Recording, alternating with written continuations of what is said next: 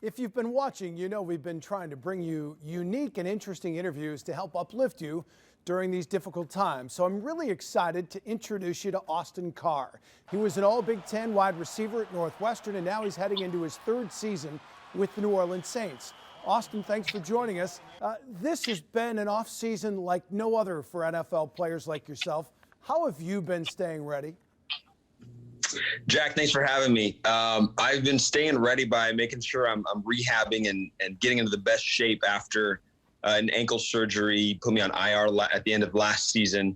I am really striving to get into a good sleep schedule with my newborn son who was born early last month, and trying to stay active in a responsible manner. So that means obviously socially distancing, but going on walks around the neighborhood with my family and everything. Austin, the league is plowing ahead like it's business as usual. The schedules were released this week. How much longer can you guys go through virtual camps and expect to be a product that's top-notch quality? Yeah, it's tough to say. Honestly, we're professionals, so we're paid to be at our best when we need to be at our best. The timeline is tough because we don't know when exactly training camp's going to start. We don't know when exactly the season is going to start even. I think that there's rumblings of it starting on time, but I think we're going to be at our top product because guys are still able to train. Guys are still able to get the work in that they need to be in the best shape. The only question, as a receiver, obviously you need timing and you need good chemistry with your quarterback. Luckily for us with the Saints, there hasn't been a ton of turnover in the wide receiver room, so we all have a pretty good rapport with Drew. But obviously with Emmanuel Sanders joining, I know he's going to want to be getting some work in with Breeze. So it's just a matter of finding the right windows of time when it's safe and legal to get some work in together on the field. Well, the biggest reason we reached out to Austin, his wife Erica recently gave birth to their first child, a son Clive, and she tested positive for COVID-19 beforehand. Austin, what were you guys thinking when you were told that Erica had coronavirus? Yeah, it came to a shock to both of us, not necessarily because she had it, and I'll explain that. So we figured we might have had it a few weeks beforehand because we had some symptoms that were COVID-19 related. We thought that we had both beat them because we were both asymptomatic and we felt fine.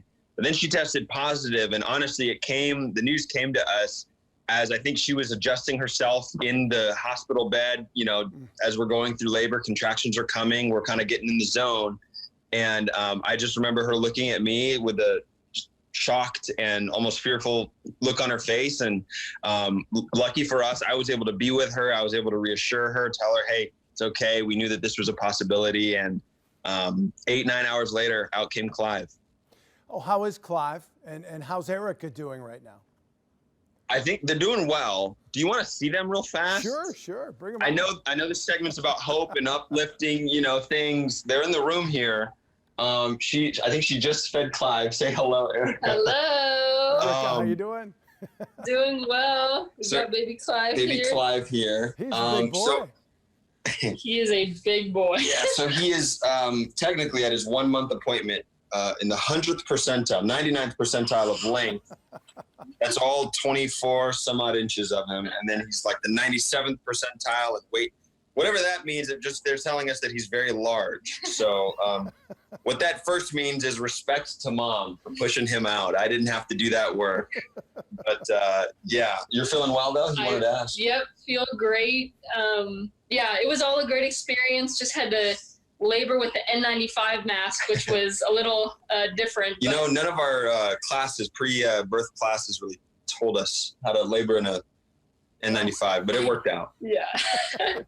And we got a precious little boy now, so we are thankful, praising the Lord, and yeah. Well, that's fantastic, and he's beautiful. Austin, you tested positive for the COVID antibodies, so you think you had it a couple of weeks before that. What are you feeling like right now? Honestly, I feel great. When I was feeling those symptoms, feeling a little bit under the weather, my body just had to run its course. Right now, I'm feeling very healthy. Today, I just sprinted.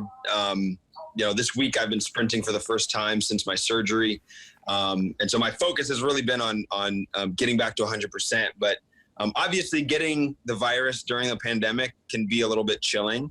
But for us, I mean, we put things in perspective. We try to understand how blessed we are to have the healthcare we have around us, and we get reports. So my wife and I are involved with International Justice Mission, or IJM, and they're really seeing some sad results in other countries of increased domestic abuse, sexual violence happening in other countries, because a lot of children actually are basically in stay-at-home orders with their aggressors. And so it's a tough time when you hear about that. And obviously we're a part of Team Freedom. It's a group of professional athletes who want to advocate for those voiceless people who are in harm's way during a stay-at-home order. But that sort of stuff also just puts it in perspective for us. It helps us understand, man, we have a lot to be thankful for, and we have a lot to give back to those who are in need.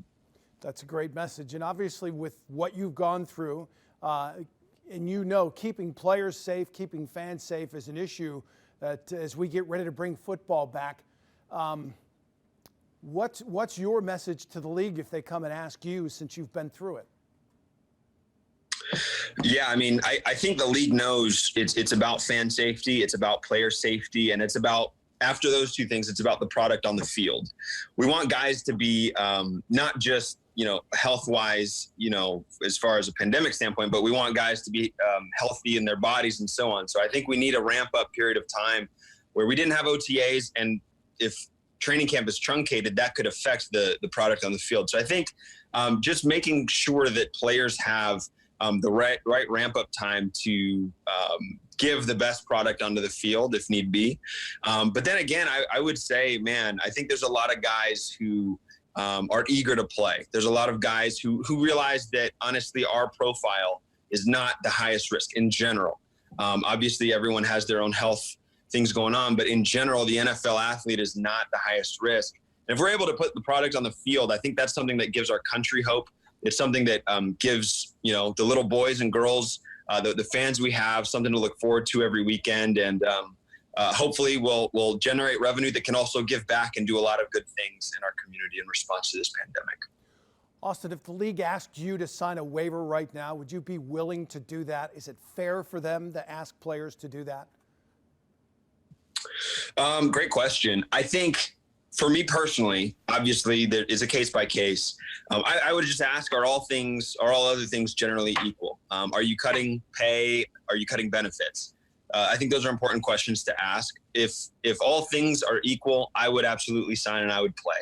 I think it is a fair question for employers to ask their employees to gauge where they're at, to at least survey and then potentially ask to continue to run their business. Obviously, there are many mouths to feed beyond even my family, from coaches to the production assistant to the intern, right? So there's a lot of lives that matter. Everyone's lives matter, but I personally would say that yes, I would sign it, and I think a good amount of guys would.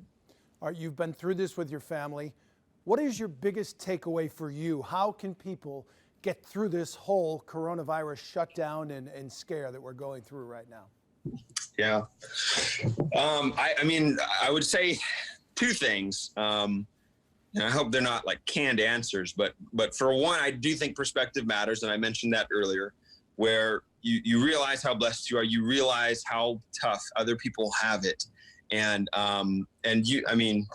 There's always someone who might be going through something worse than you. And so reflecting on just the blessings that you have, even if it's just having family time, having, technology to speak with friends, right? Those are incredible blessings. And hopefully that will return us to being a more relational culture. But second, I would say that I hope people that are heavy in sort of the technological aspect of this, basically meaning there's a ton of screen time that we're spending. There's a ton of time with calls. There's a ton of time with emails. There's a ton more time where we're staring at screens instead of people. If if we could maybe get to more contemplation, where we're just thinking about things a little bit more, where we're reflecting on sort of our life and what matters really. I think that that's great for us personally, and that could be great for our society as well. Considering, my faith is central to who I am. So I'm considering what kind of things matter most for my family, what kind of things matter most for the sort of name or legacy that I'm going to leave. Well, this time where where things sort of slow down a bit, I think that I'm able to consider, man, I want to leave a legacy of faithfulness, of love, of hard work, right, to those who are around me. So considering your legacy, considering a lot of the things about your life that you don't have the time to consider when you're in the hamster wheel of life, I think this is a good time for that.